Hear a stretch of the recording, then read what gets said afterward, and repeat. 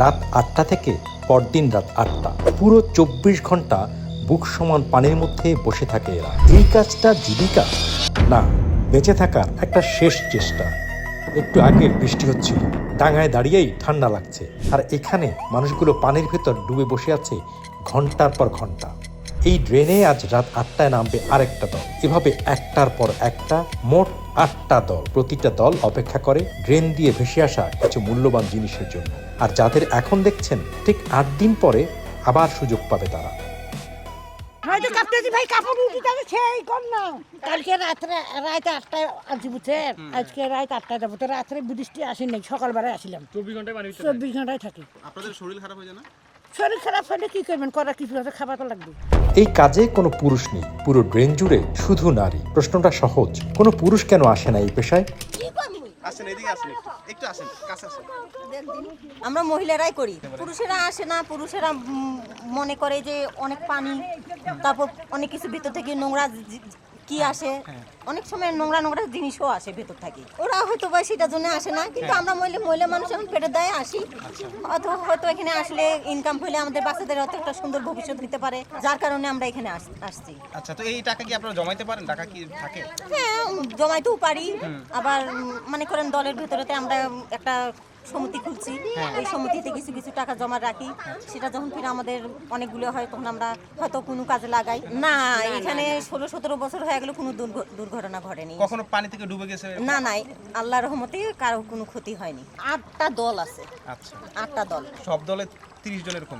না, সব দলে আছি, হ্যাঁ এরকম 24-25 এরকম করি। এত বড় বড় মাছ আছে, এটা মন দ্বারা বিক্রি করে তো। হ্যাঁ, কত টাকা মন? 500 টাকা মন। পাশেই বড় পুকুরিয়া কয়লা খনি, দিনাজপুরের পার্বতীপুর। খনির পাশের এই ড্রেন দিয়ে ভেসে আসে ছোট ছোট কয়লার টুকরা, কখনো নিম্নমানের কয়লা। আর সেই ভেসে আসা কয়লাই হয়ে গেছে এদের জীবিকা। বছরের পর বছর এই কাজটাই এখন পেশা। ময়লা পানি যতটুকু কাজ হয়, অনেক দূর হাতে জিনিসটা আইসে, সেইটা আমরা নেট জাল দিয়ে ধরি। সব সময় পানি এইরকম 24 ঘন্টা পানি। আপনারা কতক্ষণ কাজ করেন? আমরা দিনে 24 ঘন্টা। এখন আমরা এক দল হয়েছি 2 দল। বাইরে থেকে দেখলে শুধু পানি আর ময়লা মনে হয়, কিন্তু এই পানির নিচেই লুকোনো আছে একটা পরিবারের ভাত। আমরা গরিব মানুষ বুঝছেন, আমরা কলা তুলবে, আমাদের বাড়ি ঘর ফাটি ফুটি সব হয়েছে, কোনো বাড়ি ভাঙা টাকা দাও না, ক্ষতিপূরণ দাও না। এই যে কলা তুলবে যায়, ওইদিকে আমাদের নিচ দিয়ে কলা তুলছে, আমরা উপরে কিন্তু বাস করে আছি। কখন যে ঢুসি পড়ে যাবে কোনো গ্যারান্টি নাই। না, আমাদের মহিলা মেশে কোনো কাজ নেই, দেয় না। আমাদের খনির ভিতরে কোনো স্বামী সন্তান দেন, কোনো চাকরি বাকরি দেয় না। বাইরের লোকে ঘর দেয়, ঘুষ চায়। মনে করেন বাইরের লোক দিল 6 লাখ, খামারতে চায় 12 লাখ। ওই সংসার কোনো মতে চলে, কওয়া যাবে না। কেমনে ধরেন, কেমনে মানে কয়লা? মানে ধরতেছি, এই যে ভিতরে জাল আছে, তারপরে কেকরি মেকরি বানাইছি এই রকম ইয়ে দিয়ে। আচ্ছা আচ্ছা, মানে ভিতরে ঘুরতেছি। এই বস্তার মধ্যে কি আপনাদের কয়লা? হ্যাঁ, বস্তার মধ্যে কয়লা। প্রতিদিন কতটুকু পান? প্রতিদিন কতটুকু পান? পাই বলে অত 400, 500, 200, কখনো 30 টাকা, 35 টাকা। বেচেন কোথায় এগুলা? কেনে কার? এই যে বিল্ডিং টাকা দাওছে, ওই যে বিল্ডিংটা, ওই বিল্ডিংটা লোক নিয়ে যায় মালিক। এর কি করে? এই কাজ কি কাজে? ওরা আবার কি কাজে করে ওদের কথা আমরা কইতে পারবো না। ওরা ভাড়ায় দেয়,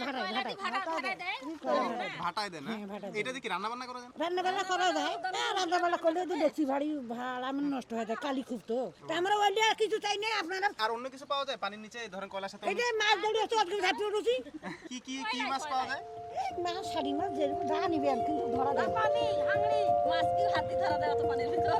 এই নারীদের জীবনে কয়লা শুধু জ্বালানি না, এটাই বাঁচার শেষ ভরসা। কিন্তু প্রশ্ন একটা থেকেই যায়, এই জীবনের বাইরে ওদের জন্য কি কোনো পথ আছে?